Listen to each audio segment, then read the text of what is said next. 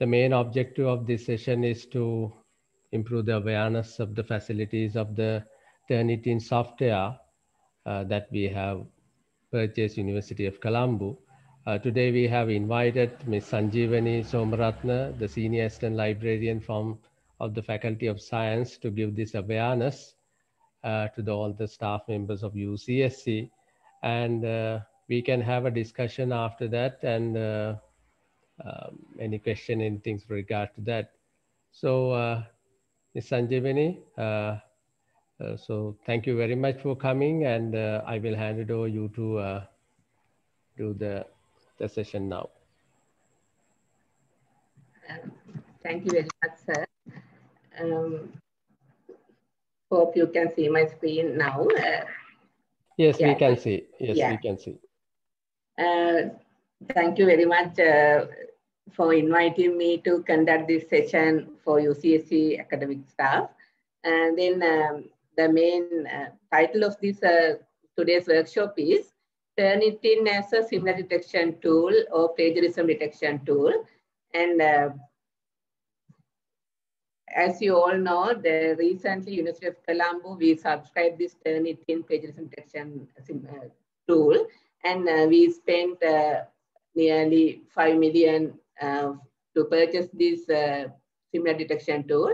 And the main aim of this purchasing of this similarity detection tool was to enhance the quality of student assignments and enhance the student submissions using this Turnitin plagiarism detection tool.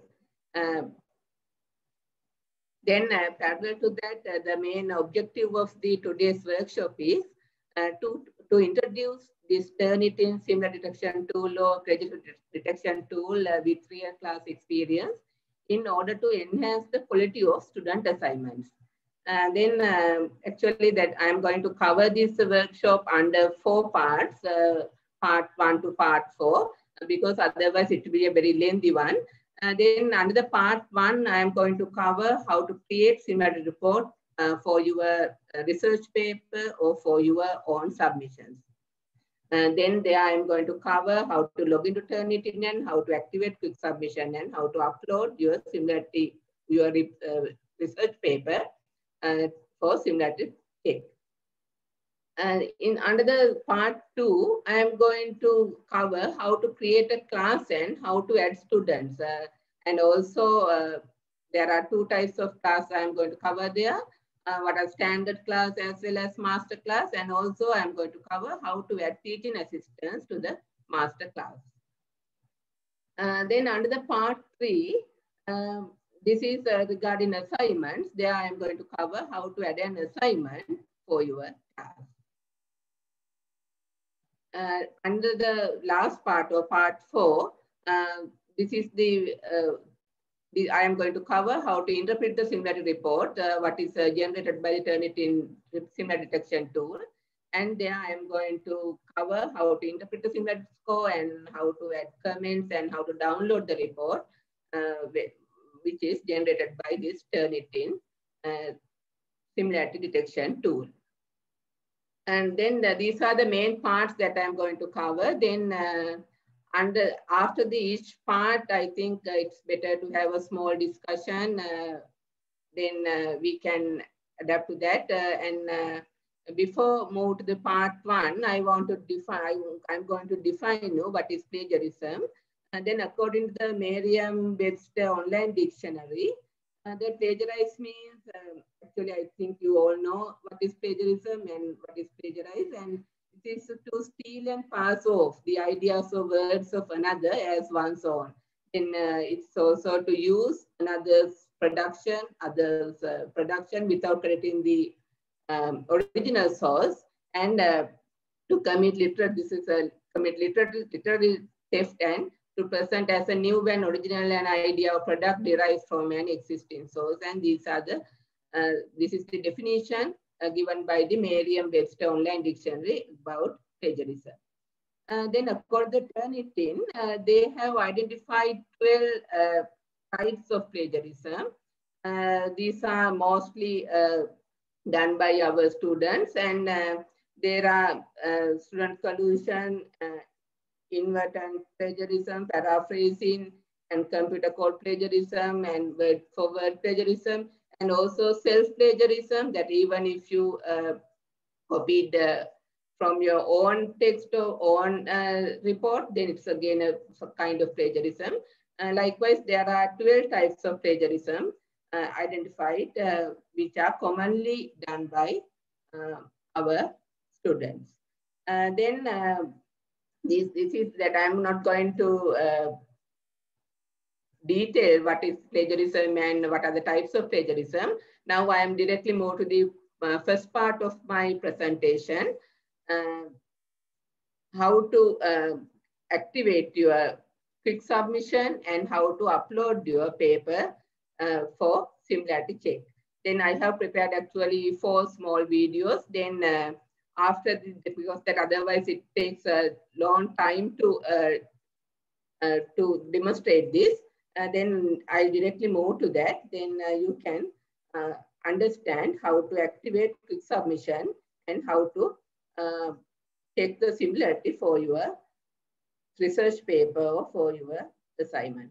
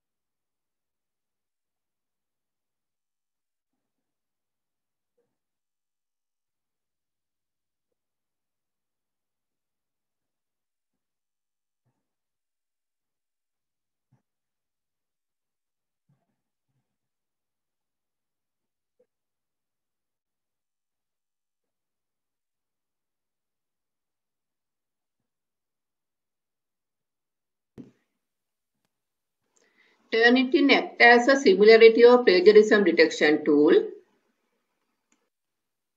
It provides reports which can help identify occurrences of plagiarism. From the student side, it provides students with a tool to identify and correct possible occurrences of plagiarism in their own work. And finally, it helps to improve their academic writing. Now I'll start this from the very beginning, how to log into Turnitin. First, give your email address. Now type your password. Now click on Login to enter your account. Then you will be directed to your class home page. Before work with Turnitin, you have to refine your user information. Then click on User Information button. Then you will be directed to this User Information account settings. All your user information are appeared in this page, and if you want to edit something, you can do it now. Now it shows your user type as the instructor. There are different submission types in Turnitin, but this default one is single file upload. When moved to the next one, it is activate quick submission. This is default as no, but you have to change it to yes, and you have to activate quick submission. Without activating this, you can't upload any paper to Turnitin.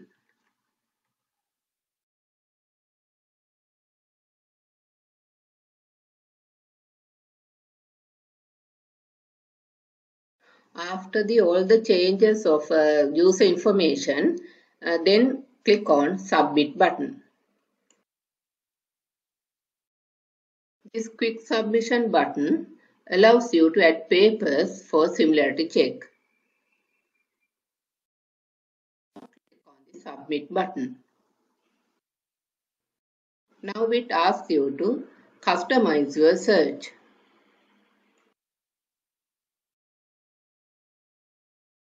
Click on Search the Internet, search student papers, and search journals, periodicals, and other publications.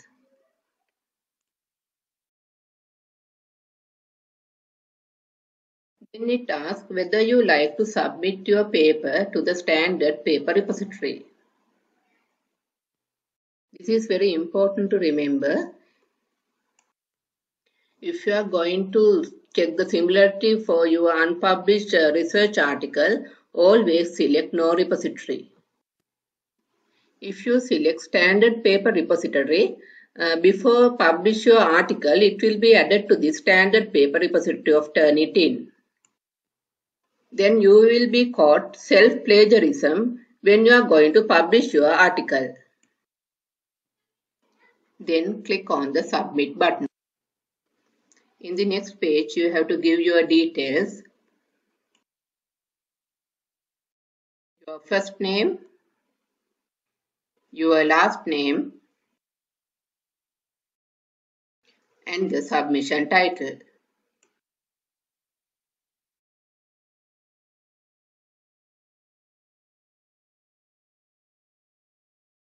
Now it says your file won't be added to the standard repository. Now you can select files from different locations, from your computer and from the Google Drive or from the Dropbox.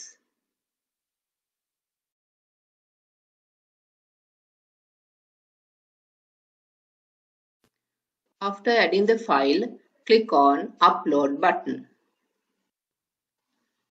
Now you can see your uploaded file.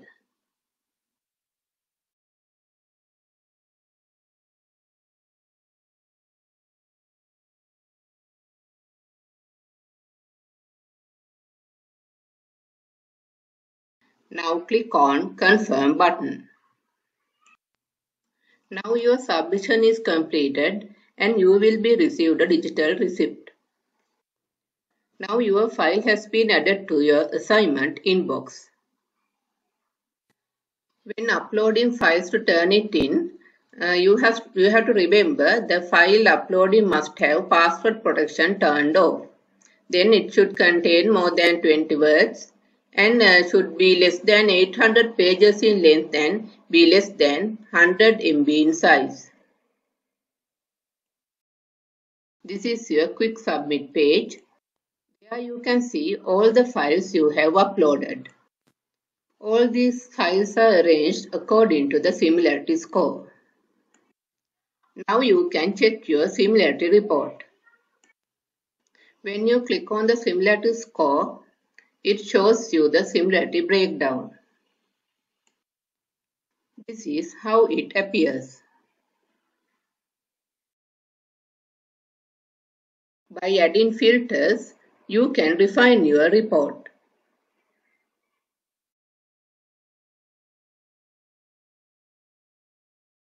You can exclude quotes. Also can exclude the bibliography. By adding number of words or percentage, you can exclude small matches or phrases. Then click on Apply Changes. Here you can see now the percentage has reduced from 82% to 78%. After refining your report, click on Download. Then select Download Current View. This is a generated report or generated similarity report for your paper. When you scroll down in the last page, you can see the similarity score. Now the similarity index is 78%. Also, you can see the breakdown of the other online sources. When revisit the learning outcomes, you should now be confident to log into Turnitin, activate quick submission, upload papers for similarity check, and refine and download your similarity report.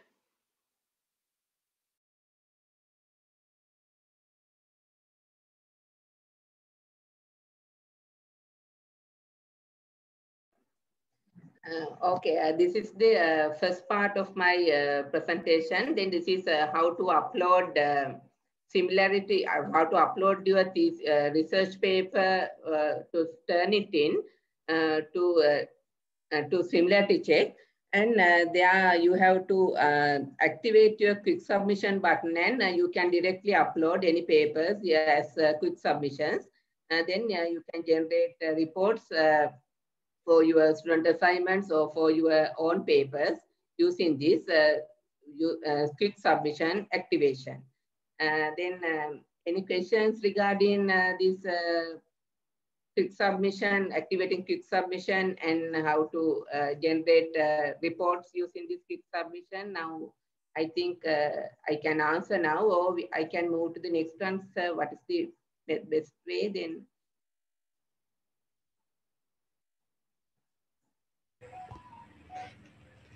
If there isn't any question, people can ask. Otherwise, they can put the question on the chat box, which we can later interact. Yes, sir. Yeah. Yeah.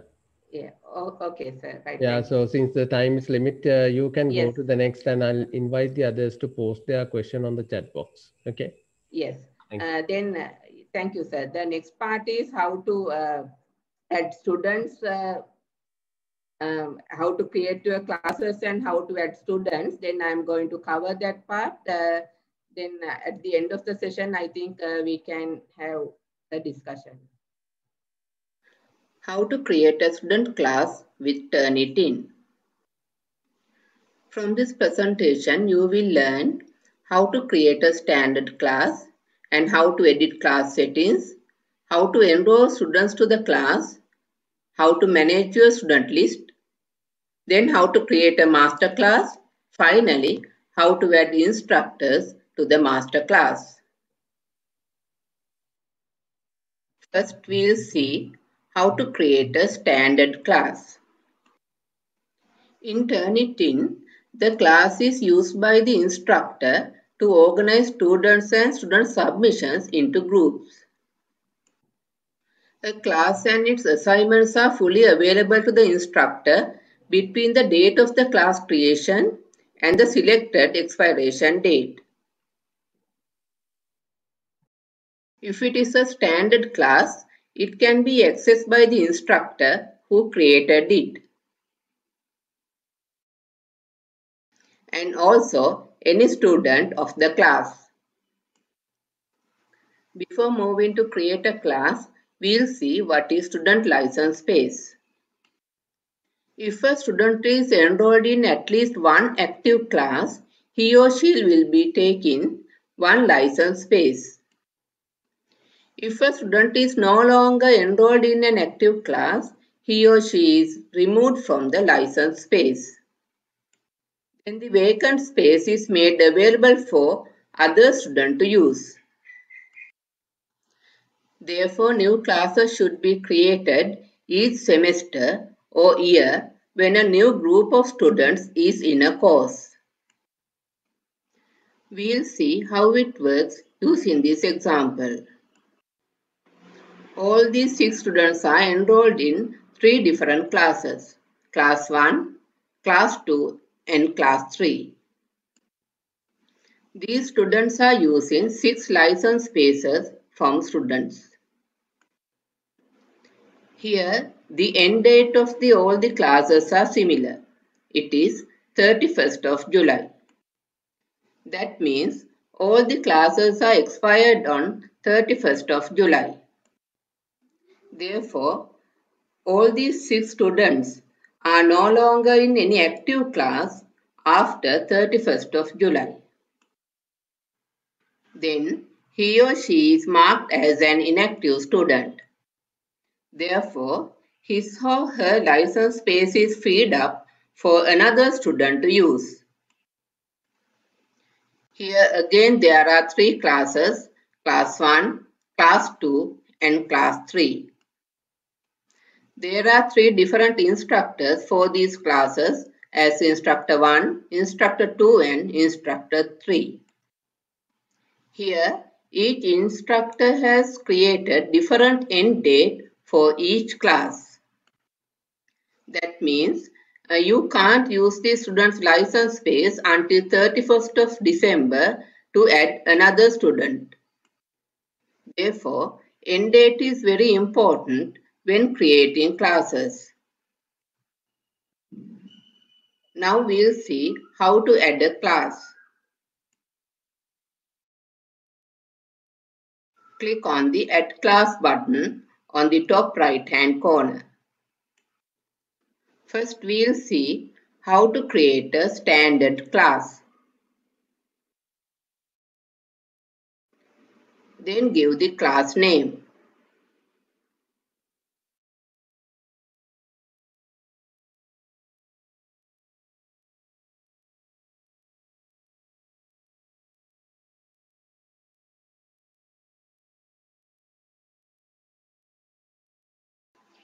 Then give an enrollment key. This information used by student when self-joining the class. Enrollment key must include at least 4 characters. One important thing to remember is you should not share your enrollment key publicly. After adding the enrollment key, now move to subject areas.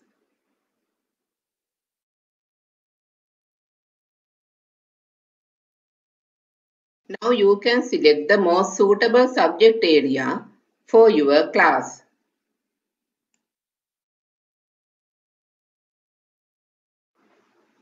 Now select the student level. It can be undergraduate, graduate or postgraduate.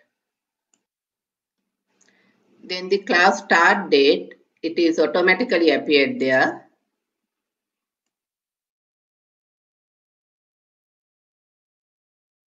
It is very important to enter the accurate date as the end date of the class.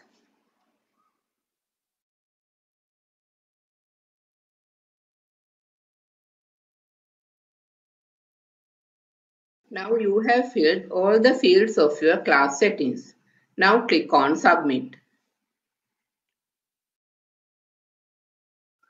Then you will receive a confirmation saying your class is being created. And give the class ID and the enrollment key. These are the two pieces of information that students need to self-join into your class.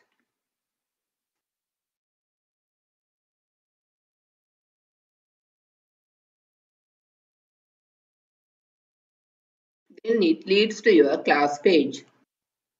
Here you can see all the details of your new class. Let's see how to edit class settings.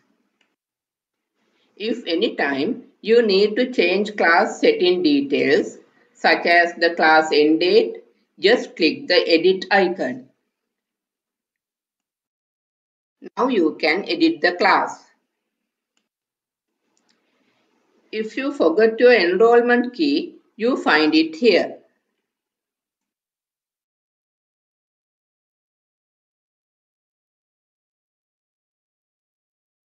When complete editing, then submit changes.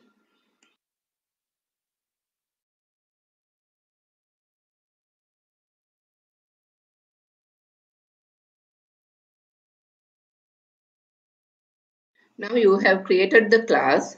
Now we'll see how to enroll students to your class. You can enroll students in 3 different ways. Enrolling students individually, enrolling students from a list or bulk uploading, or allowing students to self-enroll. First, we'll see how to do a bulk upload for your class. If you want to do a bulk upload, first you have to create your student list in an Excel sheet.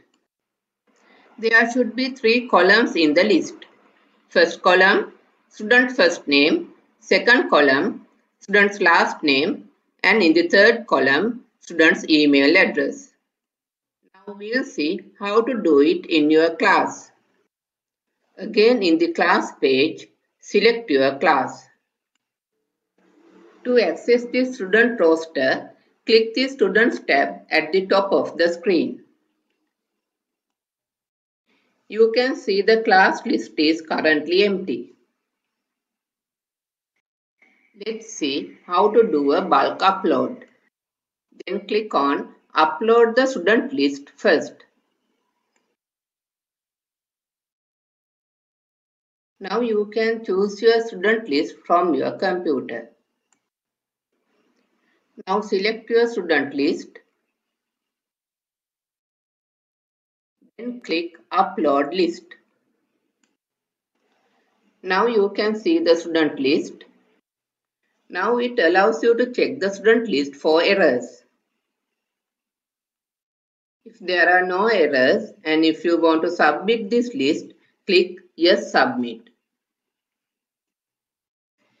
If you find any errors or incorrect file, you have to select No and go back. It allows you to make the necessary changes in your file. Then you can submit it again. To return to the class page, click on Return to Student in the top right-hand corner. If an individual student has never logged into Turnitin before, they will now receive an welcome email to set up their password. Once they log in, they have access to your class. If an individual student already has an Turnitin account, they will receive a notification that they have been added to your class. And next time they log into the platform, they have access to your class. If you need to add an additional student, add students one by one using Add Student button. Enter the required information, the student's first name, last name, and the email address. Then click on Submit button to enroll a student. The student now receiving a welcome email as others.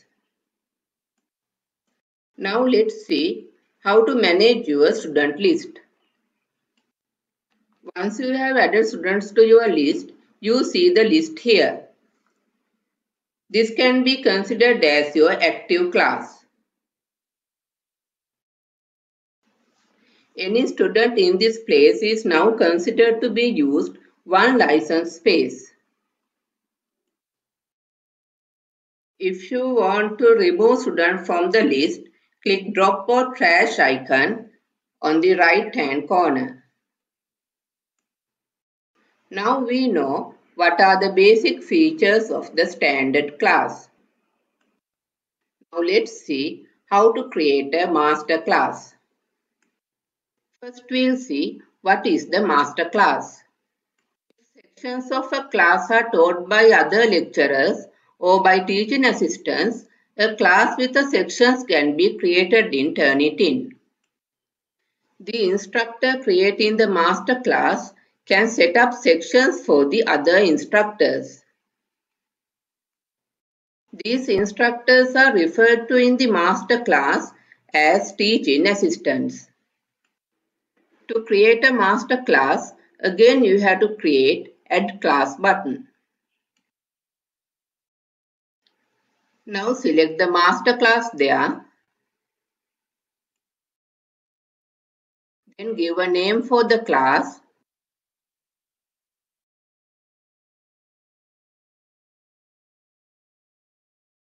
Then select the subject area as we did for the standard class.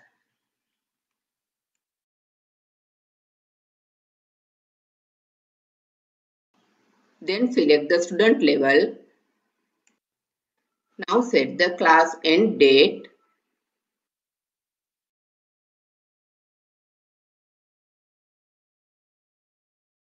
Finally, click on the Submit button. Again, it goes to the class home page. It creates a section under the main class.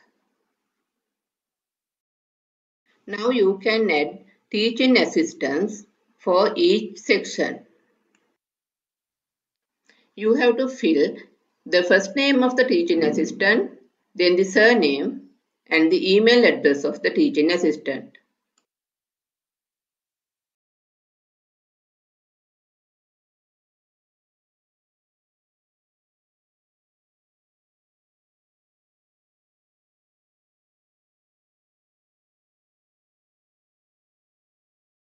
Then submit your teaching assistant's details. Now you have to fill the assigned section for the teaching assistant and the enrollment key.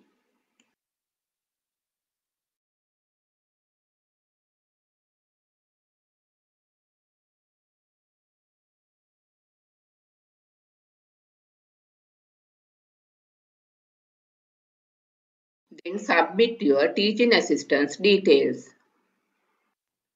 Now you will be informed about the details of your new section. Again, there are two important pieces of information, your class ID and the enrollment key. Your teaching assistant now can enroll your class using this information. Now you have moved back to your class homepage. Here you can see your master class with the section and the name of the teaching assistant. That's all about creating master classes and adding teaching assistants for your sections. Let's revisit the learning outcomes. You should now be confident to create a standard class, edit class settings, enroll students to the class, manage your student list, then create a master class and add instructors to the master class.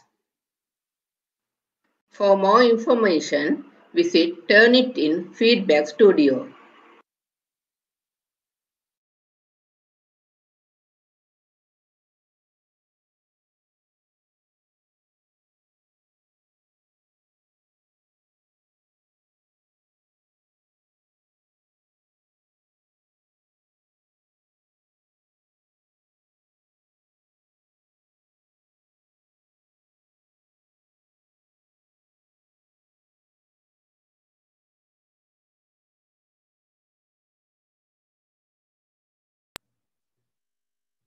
Okay, that is the end of the part 2 of the workshop. Then how to create classes, standard classes as well as master classes, and how to add students as bulk upload. So how to add students individually, and also how to add teaching, create master classes, and how to add teacher assistants for master classes. Then quickly I'll move to the next one, how to add assignments for your classes. And then now let's see how to work it.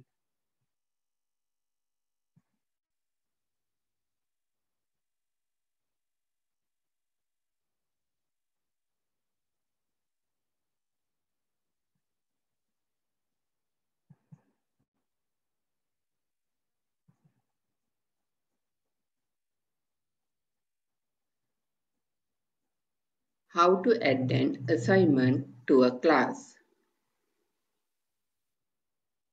In this presentation, you will learn how to add a paper assignment, edit assignment settings, finally how to access to submission inbox.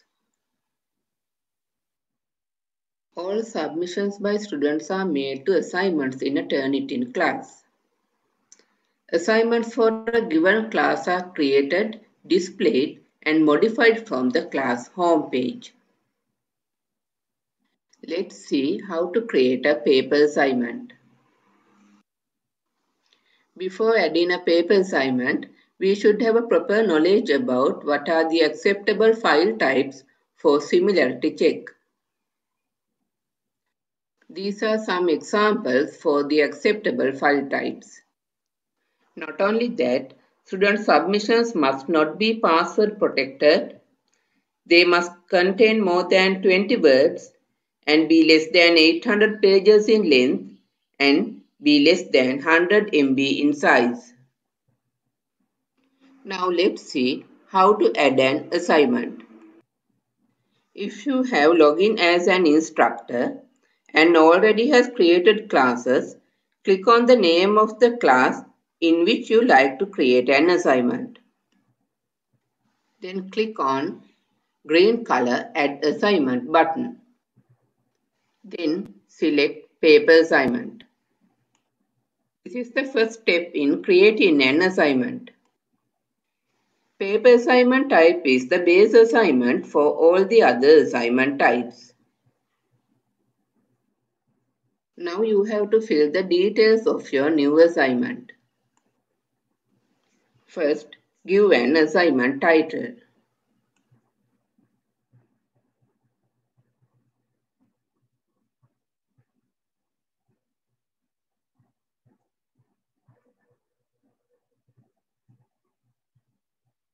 If you wish to add a point value, enter the maximum value for assignment here.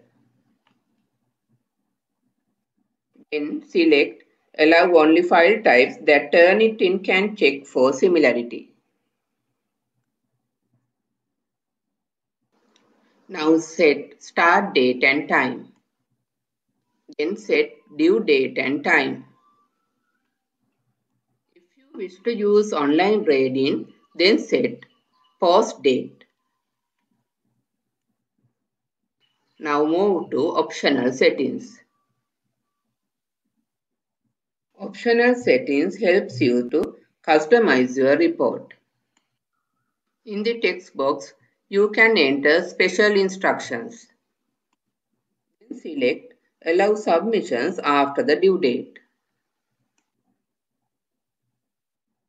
The next question is, do you like to generate similarity reports for submissions? Select Yes for that. Next question is, when do you like to generate similarity reports?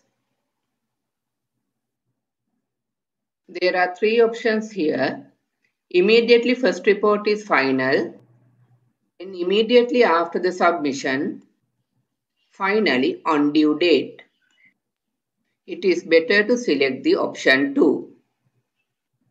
Next three are excluding information from similarity matching. First one is exclude bibliographic materials from all paper submissions.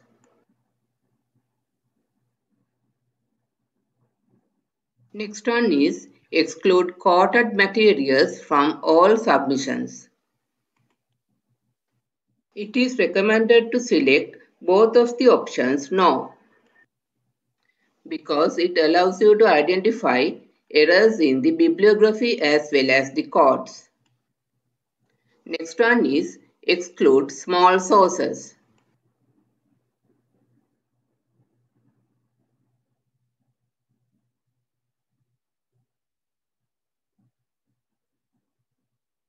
You can do this by word count or percentage.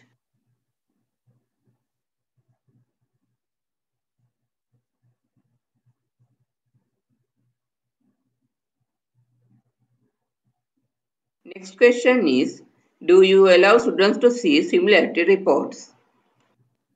Select Yes there. Next one is the repository option. Here there are two options. First one is the standard paper repository. By selecting standard paper repository, your student submissions can be stored in the Turnitin repository. If you select Do Not Store option, your papers are not stored in the standard student repository. Now you can select search options.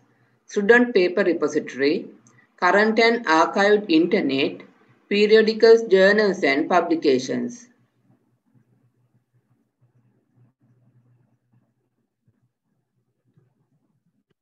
Next one is related to the online grading system. And if the university uses online grading tools, you have an option to add a rubric here. Then e-rater grammar tool is there. You can enable grammar check-in using e-rater.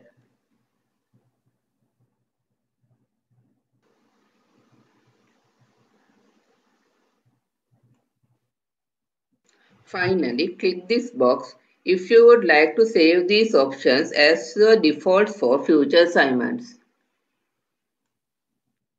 Doing so, you have only need to complete the top part next time you create an assignment. All the other option settings are automatically applied. Finally, press the Submit button to create your assignment. Now let's see how to edit assignment settings. Edit assignment settings or similarity reports, you can do it in your class page. First, select your assignment. Then click on More Actions button. Then select Edit Settings. It goes back to the assignment page now.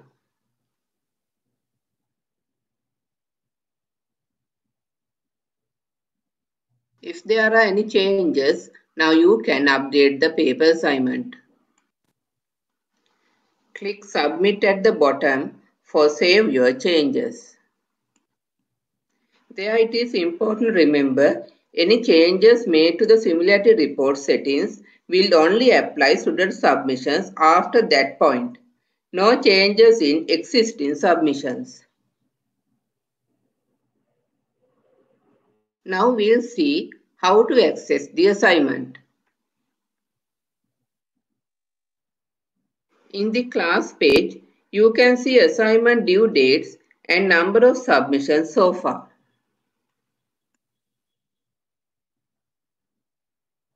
Now click on the View button to access these assignments. This is your assignment inbox.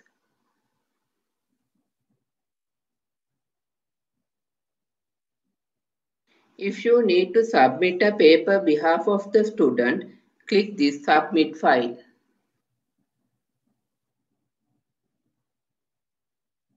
On the first screen, select the student's name from the list.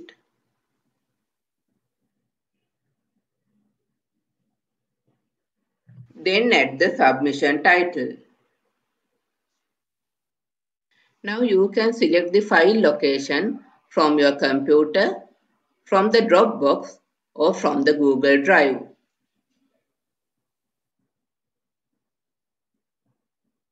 Now click on the Upload button. In the next page, you have to confirm the paper that you want to upload.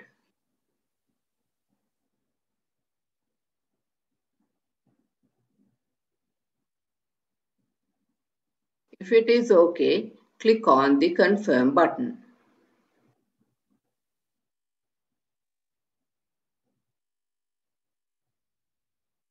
Then you will receive a digital receipt. Then go back to the assignment inbox. This is your assignment inbox. It takes few minutes to create the similarity report. In your assignment inbox, all the submissions are ordered by their similarity score, from lowest to highest. You can get all the details of your assignments from this assignment inbox. Let's revisit the expected learning outcomes. You should now be confident to add a paper assignment, edit assignment settings, and finally access the assignment inbox. If you need further help or information, you can visit the Turnitin Feedback Studio.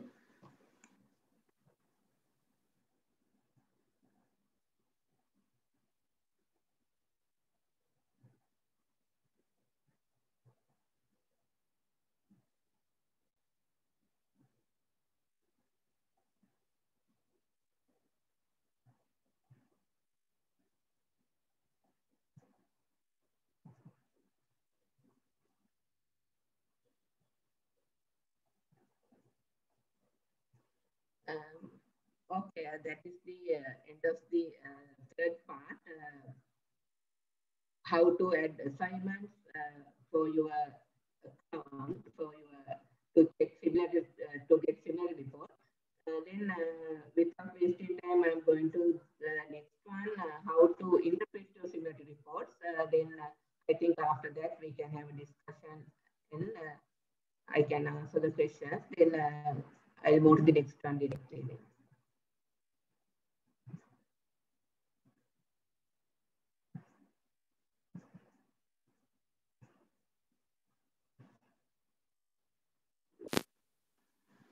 Interpreting similarity reports.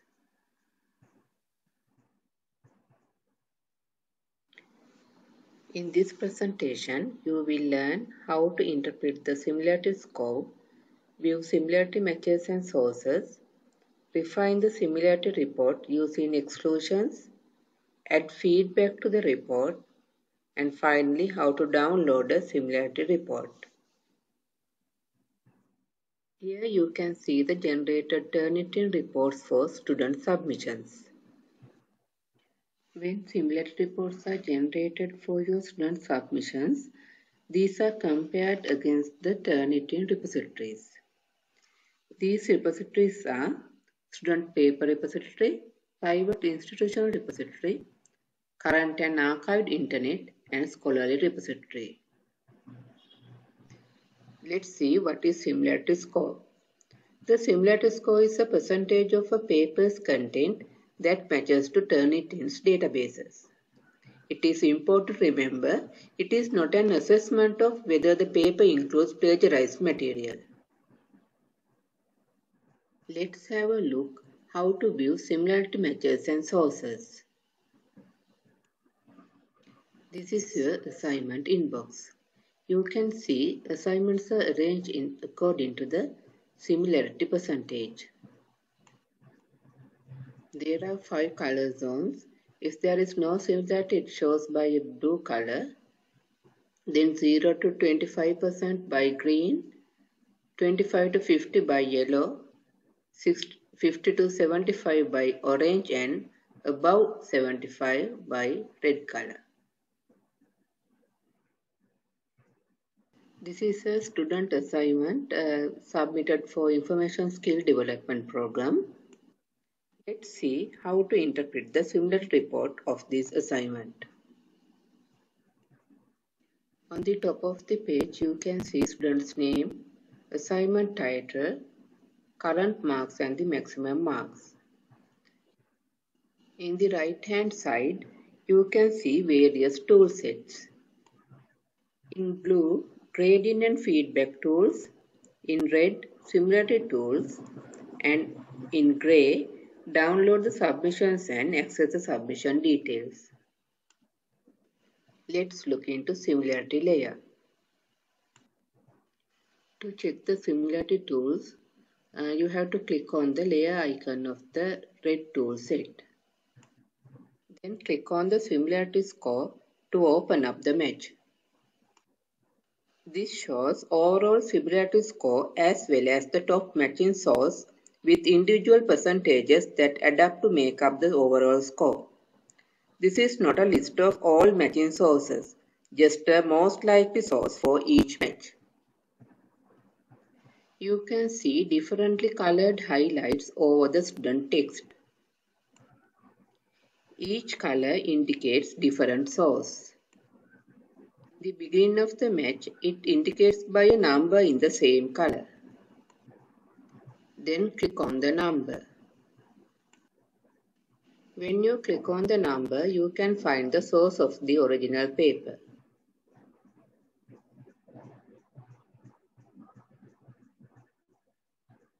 All the matches will show as internet source, student paper, or publications.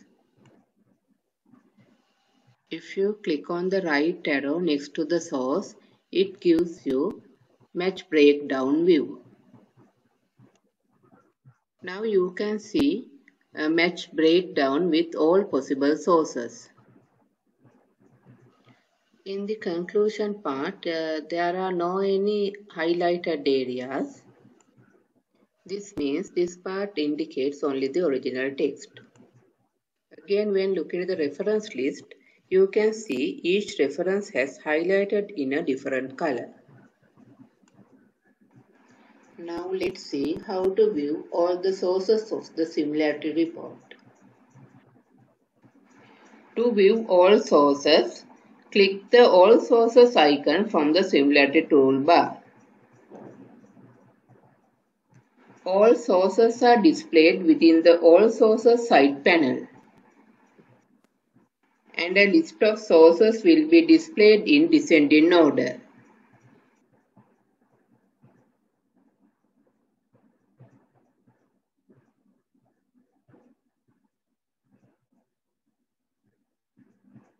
Then if you want to exclude any source from the similarity report, then click on Exclude Sources.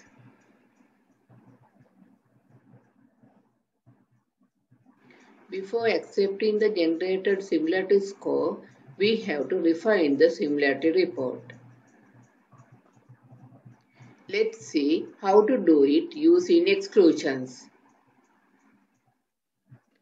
To refine the similarity report, click on the filter icon.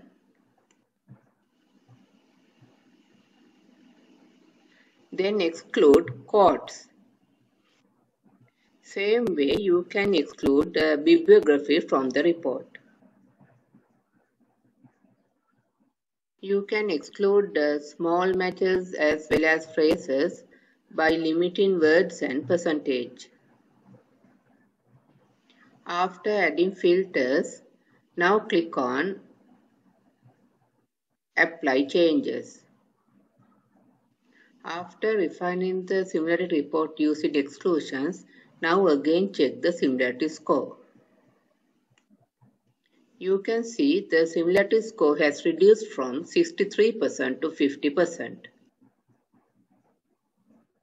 Now let's see how to add feedback to the student report. Now click on Quick Marks icon on the blue color toolbox. There you can see commonly used comments.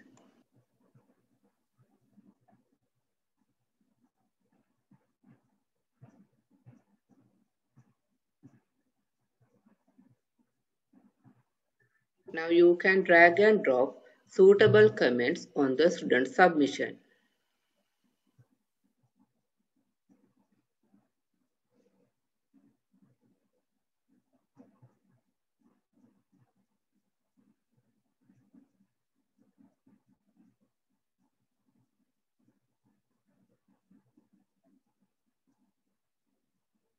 If you want to give a feedback for the student's assignment, click on Feedback Summary icon.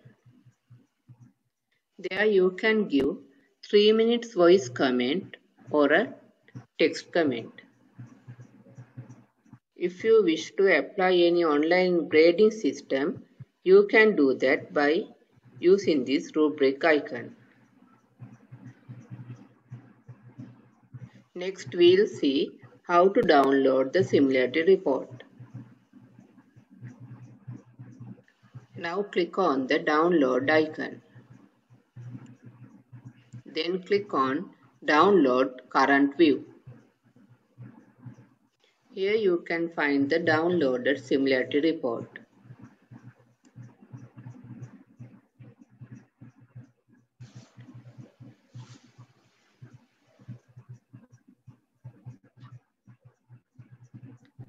When you scroll down, you can find the originality report. This shows overall similarity score.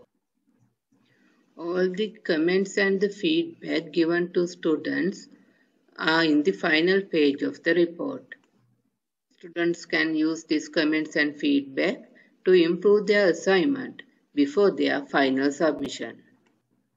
When revisit the expected learning outcomes, you should now be confident to interpret the similarity score, view similarity matches and sources, refine the similarity report using exclusions, and add feedback to the report. Finally, download the similarity report. For further help, visit Turnitin Feedback Studio.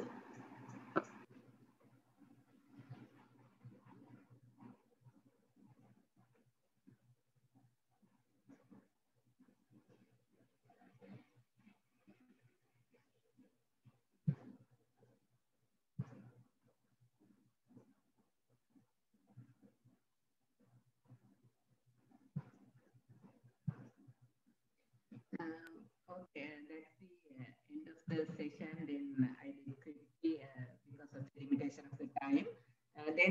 Basically I covered four aspects: how to add or how to submit your papers using quick submission.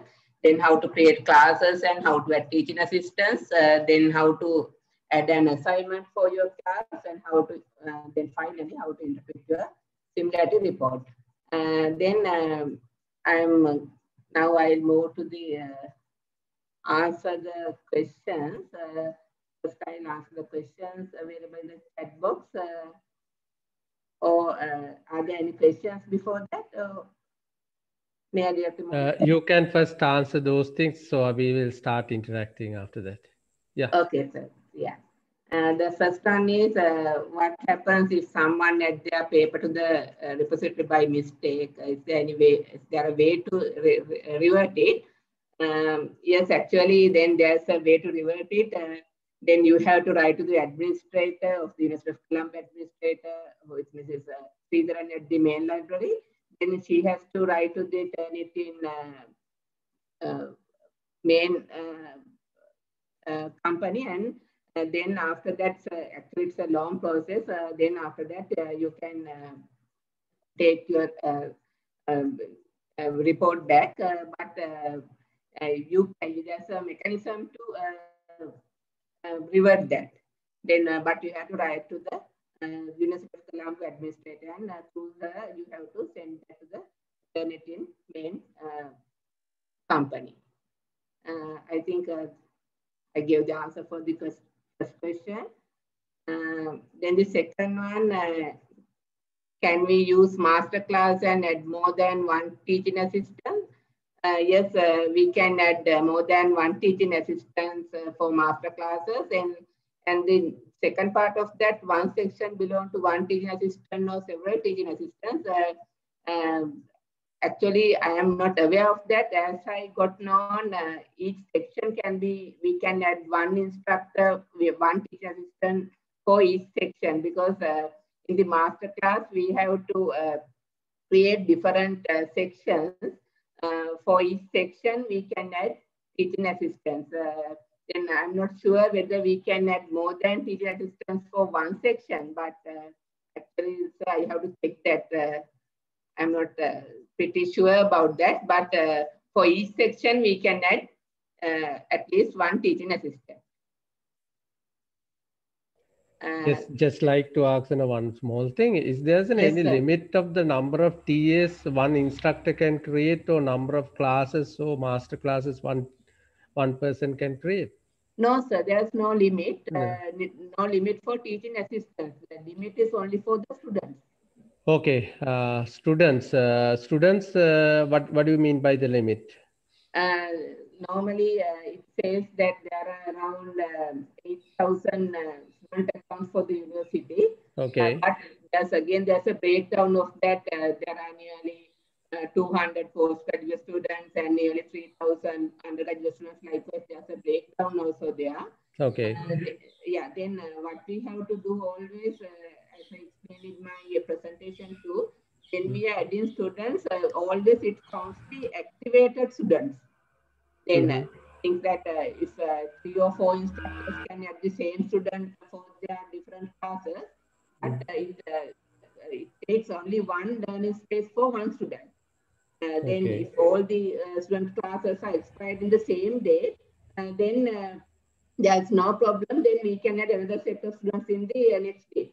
But if the instructors, when they are setting the end date differently, that means some can create end date as for the semester end date, or some can create it as year, the end date of the year. Likewise, if it's a huge difference between end dates, that means we can't go more students learning spaces already occupied by students. That's the problem. Then that's why we have to think more about when creating the end date. If we could create that, if we could create end dates for a short period or till the deadline of the assignment, then I think it's better. Then we can use more. Okay.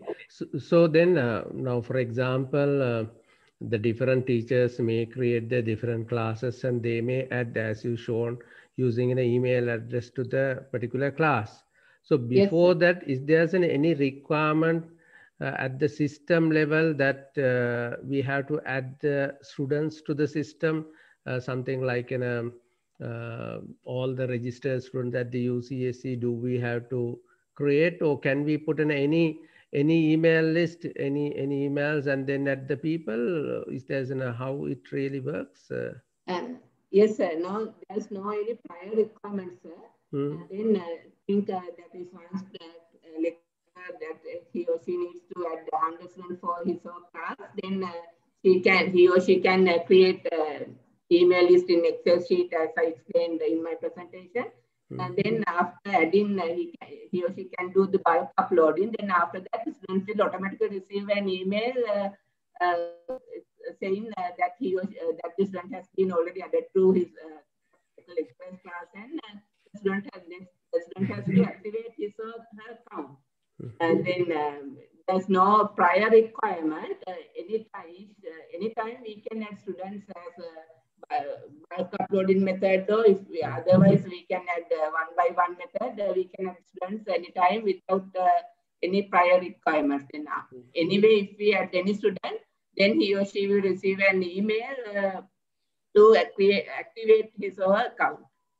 So there's any sort of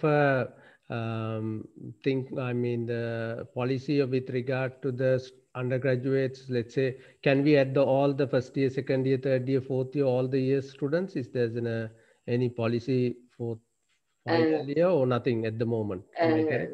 So far in the science faculty also that we added only final year students because of the limitation of the number. Then as I told earlier, then if we could create a student account for a short period, that means if you want to add first years for two weeks, that means until they are submitting the assignment, I think that is better. Then after 2 weeks, then we can use the learning space for another student. Another students, okay, got it. Yes. Yeah.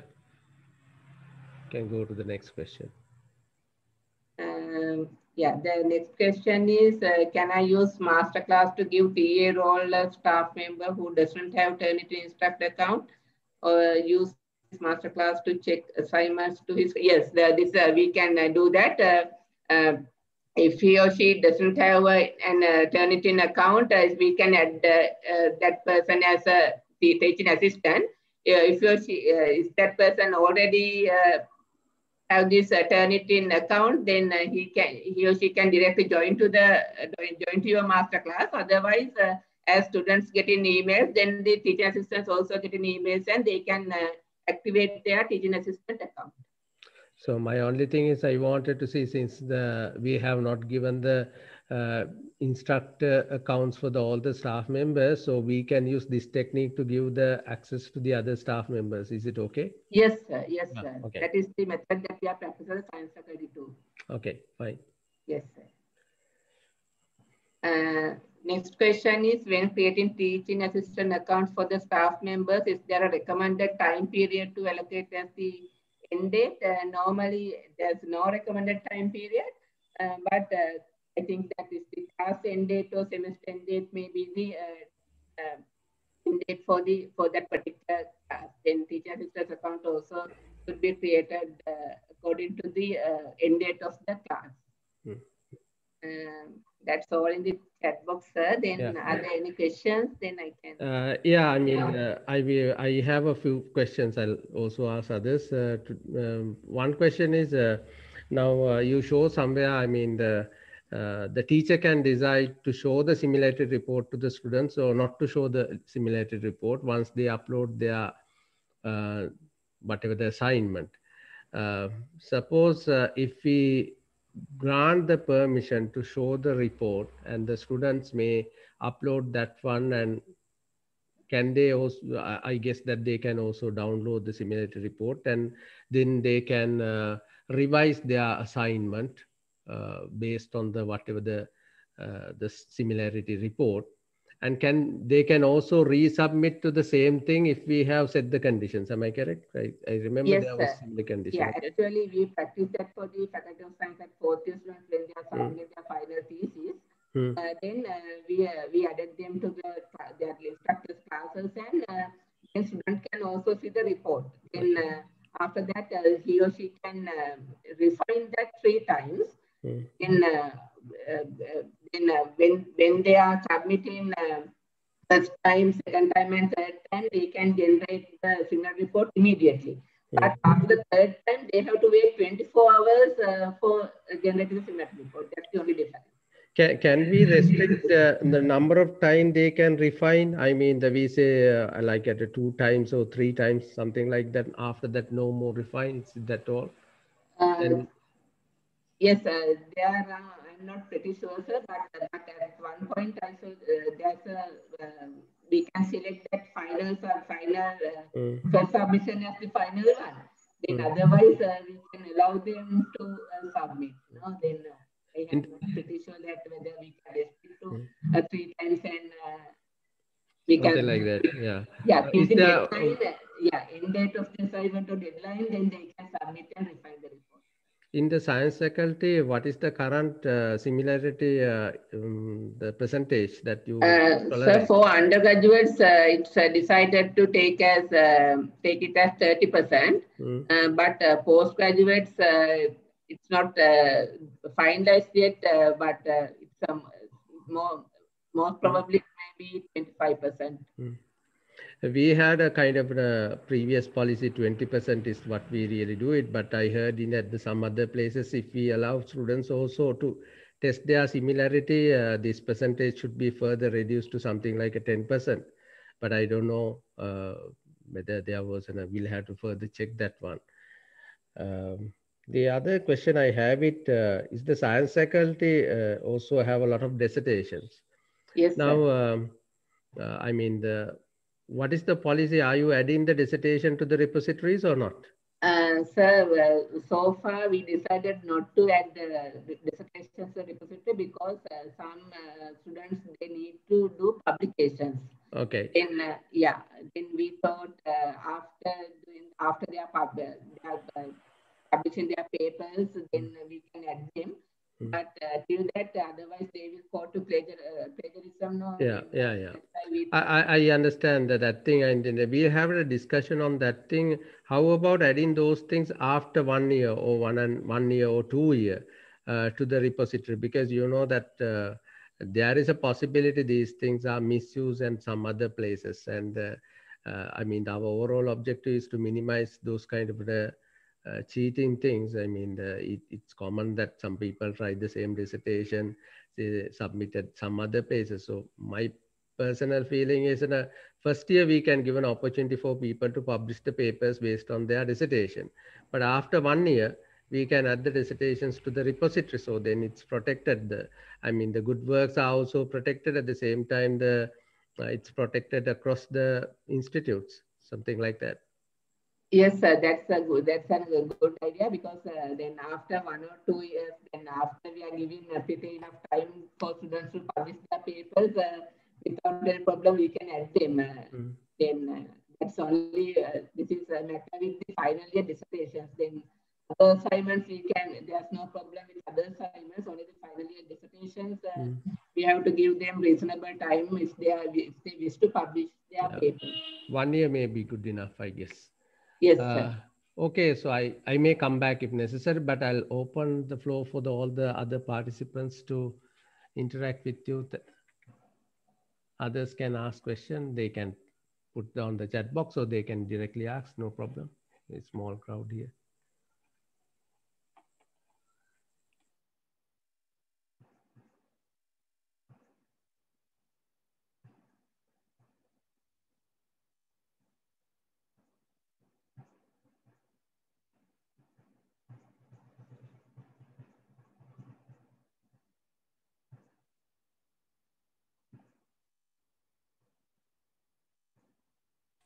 Looks like this is another typical lecture. No one is asking question from you. Uh, there was a question, I mean, since you have now done a few things, I mean, something that we discussed in another meeting. Why do you want to really give an accounts to the students for the Turnitin? I mean, they can't be used, the teachers will use this tool to check the similarity and inform, but why, what do you think that, why we should? Yeah, so that's the only reason is they can refine their report. Then if the students have a student account, they can refine their report because that's another phase in the what are the activities that we can do with this similar report that they can check the grammar tool. Grammar tool. This grammar tool is only activated for student accounts, not for the instructors accounts. Then that using these grammar tools and other things, they can refine their report. That's the only advantage. Otherwise, we can do quick submissions and behalf of students, we can upload their reports and we can give them feedback. Is there any chance to link the Turnit? I mean, I saw there is a plugin for the Turnit and the Moodle LMS, but LMS. yeah, but did we get that thing? I mean, it's still, I don't. Yes, sir. Then we discussed that also at our faculty of science. And the problem is then we are having a lot of LMSs, not one LMS. Then Dr. Hiran also said that they have to look into that then. But the Because only thing is, our license, I don't know. My thing is, when I check this one, our license is not covering the LMS part. That's what I realized. as a Because the paid license, what we have, doesn't cover the LMS. Is it covered? I don't know exactly. actually, sir, I also You not don't aware. know. So, Okay. yeah. We'll have to ask from I think that the Indian fellow. Yes, sir. Uh, hmm, um, any question from the others?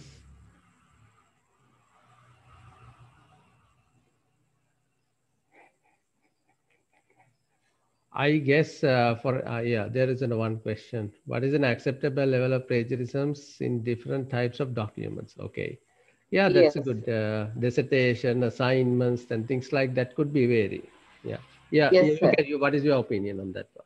Yeah, then for dissertations and other literature type assignments, then it may be for normally what we decide in the Faculty of Science, then 30% for undergraduates and around 25% for postgraduates. But I saw that when they I went through their tutorials of tutorials,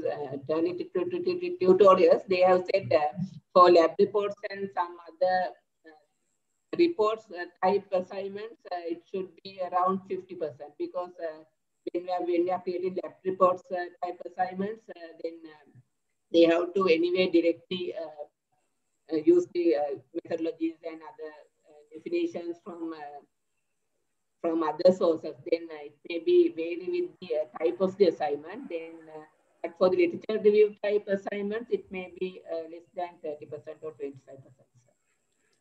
So I mean, the teacher has a right to define the rate in that case. Yes. Yes, sir. This actually that Uh, always they are defining this as a similar detection tool, not a plagiarism detection tool, because from that they are going to emphasize that instructor have full authority or full power to accept or reject. Likewise, yeah. then therefore this is we can use this as only for as a similar detection tool. There is one feature I tried out. I mean, the LMS, I mean, we call the VLE, we ask the student to submit the assignments. Then the teacher can do the bulk download after the Yes, sir. deadline, and Yeah. then use that bulk downloaded things you can directly upload to the Turnitin class, and then you can find out how many people have a similarity among themselves. I mean, among the students, as well as the how many outside. I mean, the web content similarity also could be checked. That also a teacher could do that one also. Yes, sir. Then some of our faculty lecturers are also practicing that. They are uploading their download from the LMS, and they give the entire class, they give the feedback using that. Mm-hmm.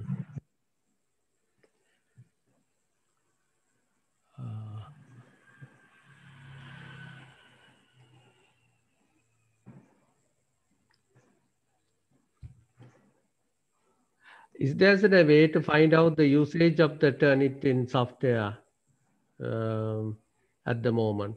Yes, sir. Then University of Colombo Turnitin administered that main library.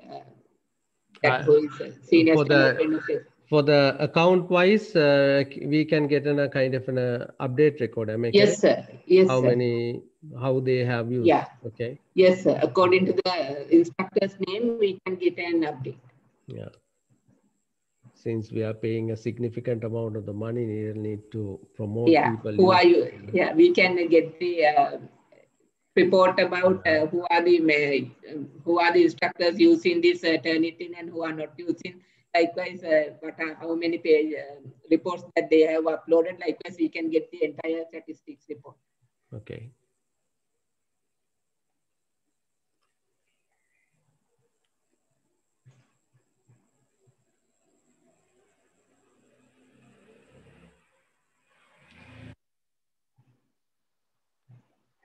If there are no any other question, we can thank Sajeevan. If there's any other question, I just for the final, I would like to ask, you can use. Yeah.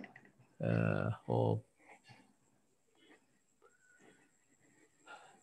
looks like no questions. So Ms. Sanjeevani, thank you so much coming and sharing your experience and about how your experience of using the Turnitin. I think there are lots of other facilities I have seen that we can try out and learn when we start using, and they have so many other features. And the good thing is you pointed out in the different ways of plagiarism. It's not like the number of words copied, even there are different levels of the plagiarism. So this is a very important thing all the academics should know, and academic integrity depends on this one, especially on online learning context. I think this should become a very important practice that we really need to take it forward, and that will help definitely the teachers work. And also we could